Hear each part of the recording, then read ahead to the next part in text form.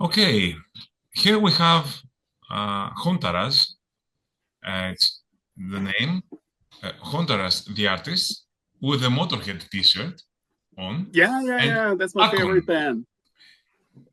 Welcome to Rock Hard Greece. Thank you so much. Thank you very much. And is the Norwegian part of Chontaraz, because now it's half Norwegian, half Greek. Is that so? Yes. So we'll reach that point. You are about to release the album Phantom of Reality, which explores the theme of authenticity. Yeah. What inspired you to dive into this concept? Because it's not a very common theme, at least in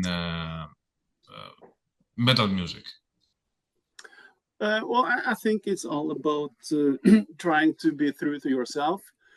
I guess Chontaraz has always kind of been really into those kind of topics. I mean, look around us. What's not happening in the Middle East, in the States? I mean, the world is kind of going more and more crazy.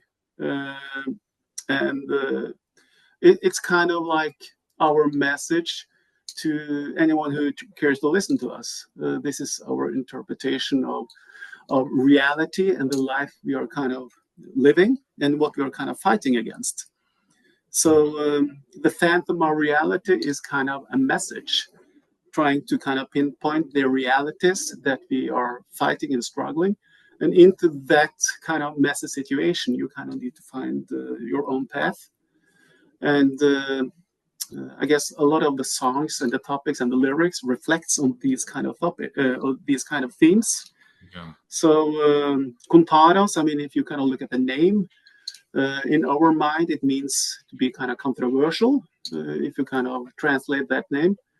And yeah, it might be something else than a lot of metal bands are kind of addressing these days, but this is very much the reality and the messages that we kind of want to pinpoint with Chontaraz, to make people kind of think and reflect on these kind of topics. Yeah, and even the title itself has a controversy, having the words phantom and the word reality, which are contradicting. Absolutely. I mean, what's real, what's not? It's kind of hard to kind of really grab a hold on that these days. We also on the record have a track called Face the Fake. So it's all kind of these two, black and white, the good, the bad, and this kind of complexity that this kind of creates, trying to kind of live a normal life, which it's not that easy these days in my mind. Yeah, I think that the album blends dark and modern metal with industrial elements. How do you balance these elements to create your signature sound? We have our own way of working with music. We have this approach that we have no limits, and we want to emphasize both the lyrics and the music with industrial, apocalyptic-ish themes that we think is very important to get our message forefront. Yeah. And in addition to this, I mean, music, of course, it's about feelings, and try to emphasize the lyrics kind of requires a mix of different sound sources. And of course, like the shirt Motorhead, I mean, one of my absolute favorite bands ever. They have this kind of gritty honesty, a bit like maybe Max Cavalera, this grittiness that I really, really like. But at the same time, you have this darkness, this deep kind of dark side, which you can find in the industrial scene. So those two components kind of fits perfectly together. And to emphasize the lyrics and what we kind of want the listener to feel, it feels that's kind of the perfect mix. And at least for us, And looking at the previous records, I think that the part with the industrial kind of influences, it has grown a bit stronger, which also I would say the lyrics have. So it's getting more and more attention in it, which requires the industrial flavor to it. Yes. Yeah, So and speaking about your previous records, I listened to your past couple of albums, and I saw that the industrial parts are indeed more industrial than they used to be, but it's also the heaviness of the music.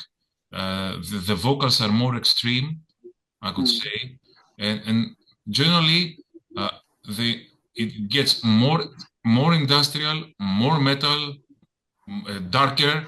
Everything is more and more. So yeah. how do you approach the songwriting compared to your earlier albums? I think it's a natural evolvement of writing songs. We hear new stuff, we learn new stuff. We are on different albums. We are inspired by different things. And for this album that we had 5-6 years of doing, actually, a lot of different things happens in the world, and I think that has made everything more. More is more, like you said, on all aspects. Yeah, it's natural. Mm-hmm. Yes, but in addition, I would say that at least the way we kind of see it, the world is getting more and more extreme. It's getting more and more chaotic. The normal pattern is not normal anymore, and I think this has escalated these last years, very, very so. And trying to kind of catch that energy, I think that's also a kind of like a natural development of the music, because we really kind of want to make the listener feel what we're trying to say, and so I guess the songs and the lyrics and everything has just gotten more and more intense in a way. And also the production, as I must say, with Fotis Bernard also has put this into a more everything feels more punchy, more brutal, more industrial, more better singing, or better sound of the singing. So I think everything in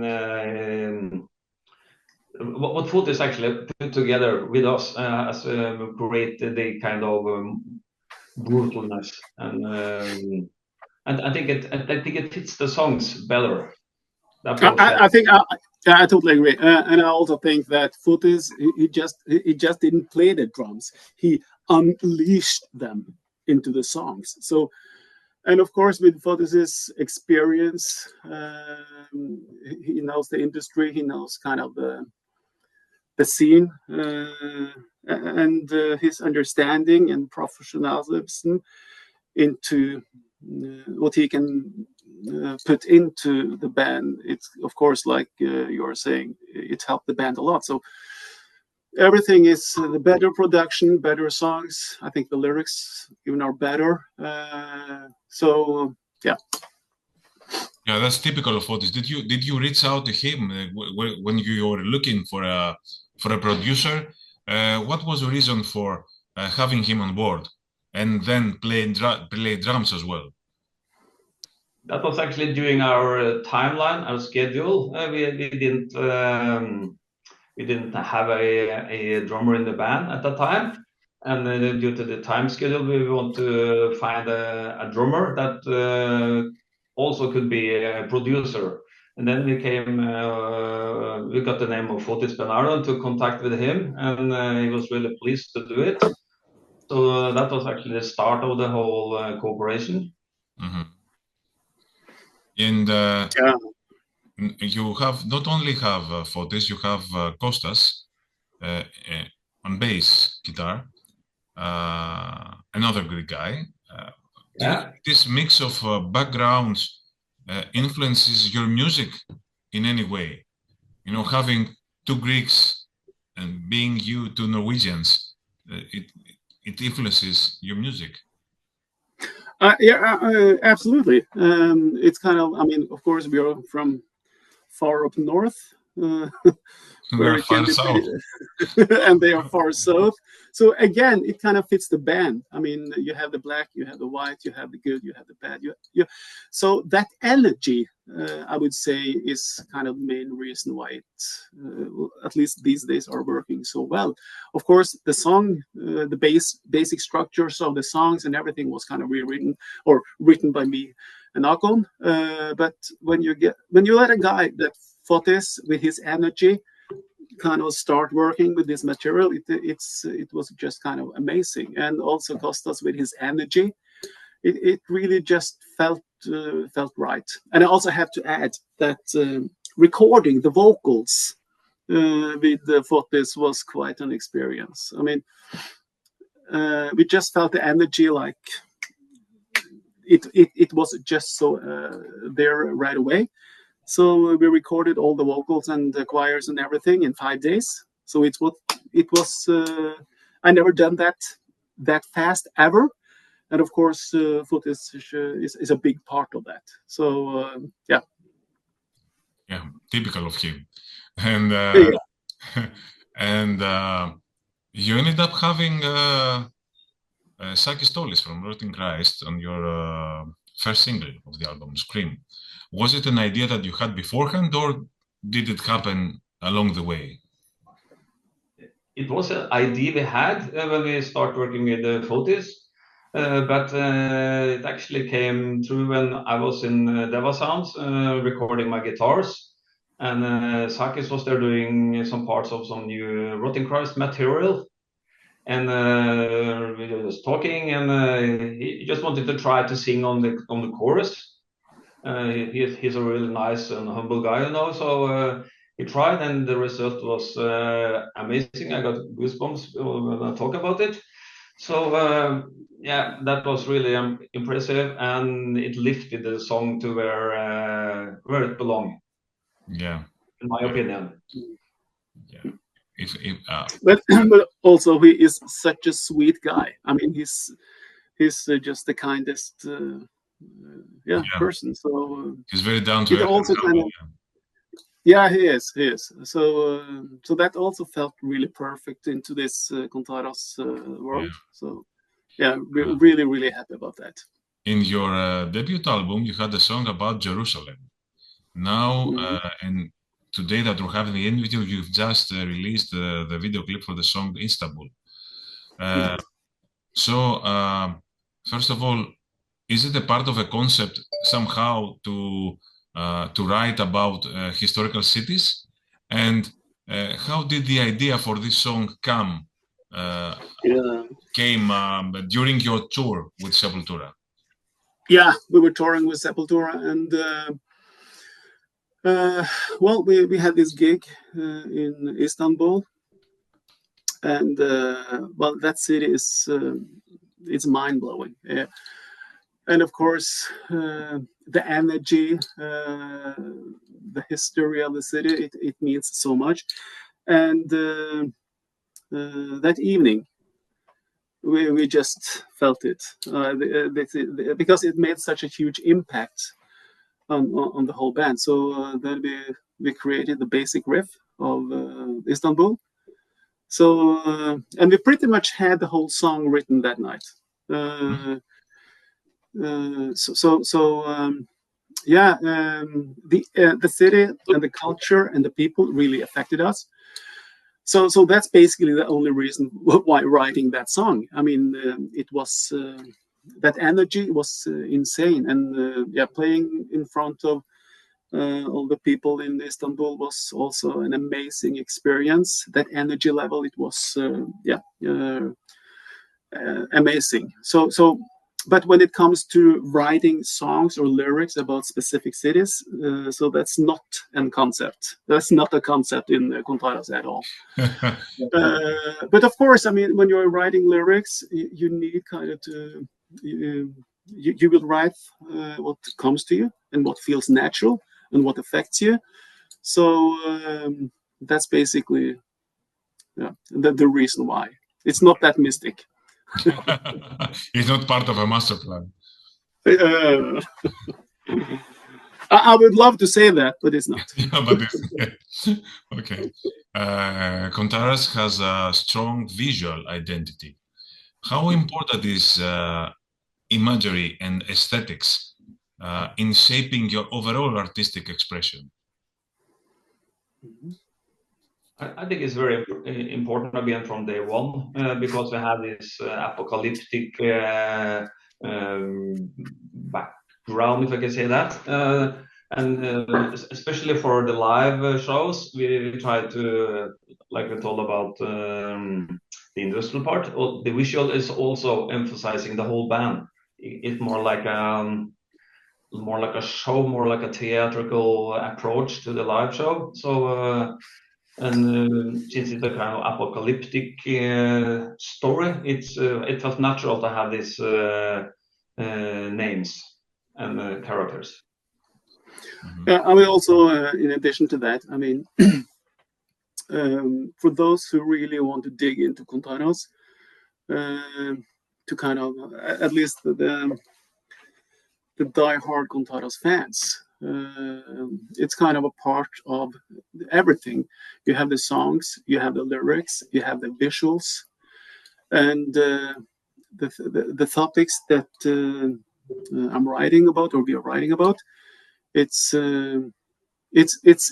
topics that affects everyone, because it's life, and try to emphasize the songs and try to emphasize the lyrics and try to emphasize the band on stage. It just felt natural to kind of have this this visual, because it fits good to the music and it fits very well to the lyrics.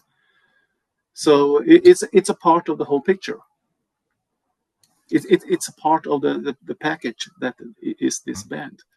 And of course you can say that having these extreme kind of facial expressions with the painting, it's not like that we are trying to be a black metal band or something like that. It's just a part of what Chontaraz is. So and of course, I mean, we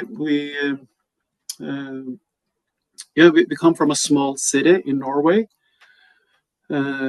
called Hell, which of course in English sounds really cool, but in at least for us who comes from Hell, it's more like a ritualic place going thousands and thousands of years back in Norway, when you believed in the nature gods. It's written with one L, your city. Your city is written with one L, Hell with one L. No, two. Two. Oh, okay. Yeah. So, but basic from us or to us, it's kind of like the band started. The band was formed there. Of course, we are super influenced by the culture that we are brought up in, and this kind of primal approach to things is it's a big part of who we are. So it's just a natural kind of part of the band. Yeah, and I could say that Chontaraz has a kind of cinematic, a kind of theatrical sound, I could say at times. Do you draw inspiration from film scores, let's say, or from other non-metal genres? Not from film, from my side. I think we have a wide music taste. I think our music is a kind of mixture. Like you have a funnel with you have to put all your ideas down. For each album, there are several hundred of ideas. You have to put this through the funnel and put the songs in the correct way when it comes out of the funnel. And sometimes it goes to one direction and sometimes another direction. So we are inspired of a lot of music. Of course, the industrial electronic parts, and to the more brutal black metal parts. So, but it's not nothing to try to do. It just become like that. It's natural. Yeah. Yeah. Yeah, just to add something, I mean, of course, I mean, you draw inspiration from what you have been through and what you the way you have lived your life, and what kind of music you have been listening to. And of course, I mean, if you're into movies, so I guess all these experiences kind of is put together.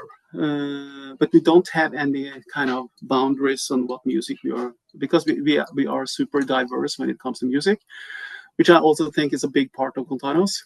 And but it really doesn't depend if we are starting with one song, because creating songs in Chontaraz is a battle. It's a super intense battle, and it's a battle between me and Ahkon. So forging a song, it might be a easy song or it might be a hard, heavy song. But when we have kind of molded the song through these funnels that Ahkon is talking about, it always ends up being Chontaraz. Even if we are trying not to make it be like that, but it always kind of finds its own way. But of course, like your question, Sakis, we take inspirations from everything. Like Istanbul, we were playing in the city. Of course, that's a huge inspiration. Being brought up in hell, I mean, Rondamo, our first album, is highly influenced by our home city. So, yeah. And, if you could turn back time and give advice to your younger selves when you were starting the band, or when you were recording your debut album, what would you say? Both of you, please. Yeah, I think that of course, being in this industry, it's not easy. I mean, look at our second album, Speed the Bullet. We had released that, and we were supposed to go on tour in the States, the whole East Coast, but pandemic and everything. So we kind of we went back to scratch, like a lot of bands. So I think that things like that is really hard to predict. But releasing the first album, of course, it was an extremely important album for us, because that's kind of where we started to create the Chontaraz sound and and the band. But to the young musicians today, I think the most important thing, as everything in life, if you believe it enough, you will succeed. Because success it can be a lot of different things. But I stayed true to your dream and stayed true to what you truly believe in, which also is a super big part in Chontaraz. Because it's easy kind of to, if you don't get the right feedback, or if you kind of struggling with getting gigs, etc. In this world, this time we are living in, everything is really hard, because it's easy to you can make a record in the bedroom if you want to. You can kind of distribute the music if you want to, but being able to put the band live on the stage in front of a crowd, that's something else. And if you kind of want to at least aspire, try to make a living out of it, it's a lot of hard work, and it demands determination. So be true to yourself, believe in yourself, and never give up. Because if you don't believe it yourself, no one else will believe it. And Ahkon? I totally agree. Me and Frode, or me and Chontaraz, always have a kind of same thinking about this, because on our first album we went that mixing in Sweden with the Daniel Bergstrand that mixed Sugar in Flames influences for us. And when we came back from him, we also thought, okay, we have this, we know what we're doing, we have to trust on what we're doing. And after that we have listened to our heart, and to ourselves. We have as Chontaraz told you, we have our battle in the songs because we both need to agree on every part of the song. So, but hard works and believe in yourself. That's a crucial thing. And your future plans? First, now or these days, we're working for the live shows. I'm actually in Athens at the moment to build up the band with Kostas and or Narval or Noxarios, and we will put together a crew here, and we will do live shows which are in the making. Nothing is announced yet, but a lot of things is happening. So the plan is to come to release the album in May and go out on the road, festivals, tours, and of course write new music because we have a lot of ideas already for the next album. So for us, this is just the beginning of something bigger. That's what we hope. Great. Guys, thank you very much for your time. Thank you very much for this interview. And thank you so much. Good luck to the album.